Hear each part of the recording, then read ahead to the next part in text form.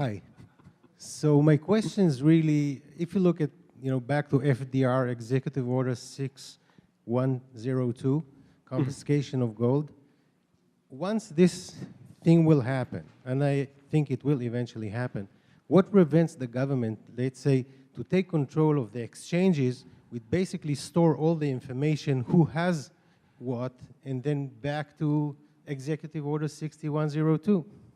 Well, they can take over the exchanges. They won't get much of the Bitcoin because all of you have learned from coming to these events that you do not store your Bitcoin long-term on exchanges. Your keys, your coins, not your keys, not your coins.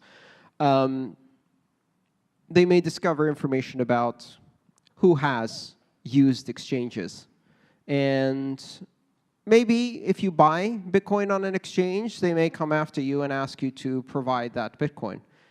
And what that will do is it will drive the entire economy underground, so you will no longer be able to use your bank account to buy Bitcoin. But guess what? At that point, you can't use your bank account to buy Bitcoin because no one wants your stinking dollars anymore.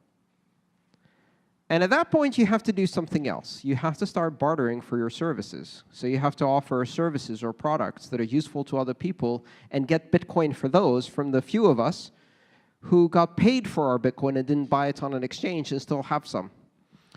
What it's also going to do as soon as they do that is it's going to increase the spread between Bitcoin and the national currency. Anywhere they do this, as soon as you ban it, the spread increases.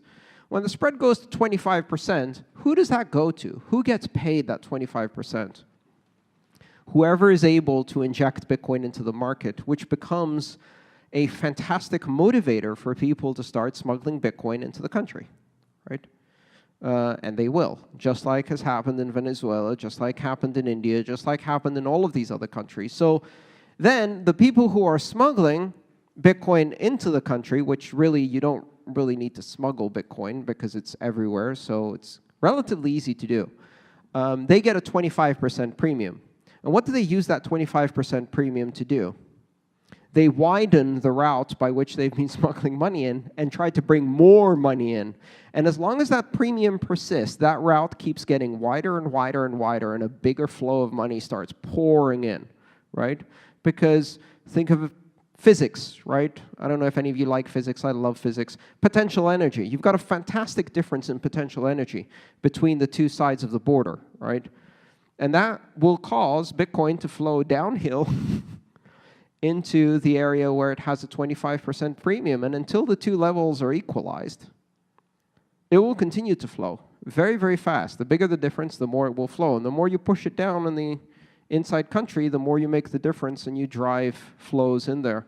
So it will drive a giant underground market. And of course, at that point, they have to enforce the law. So how can you tell if the person who is enforcing executive order ban all Bitcoin, who comes and knocks on your door, can be bribed or not? Well, a good litmus test is if they take Bitcoin, they're bribable. So you start bribing them in the illegal currency. Now, that may sound funny to you, but this is exactly what happened in Russia in 1984, in the Soviet Union. 1984, they banned private ownership of hard currency, foreign currency like dollars. Who were the first people to fill suitcases with hard currency? The Politburo, the people who signed their name on the law, of course, right? And then how did you know if the cop was bribable or not? Well, if they take dollars, they're simultaneously committing two crimes, currency crimes and bribery crimes.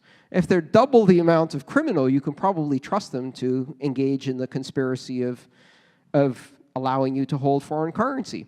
So now all of the cops that were corrupt started asking only for US dollars as their bribes.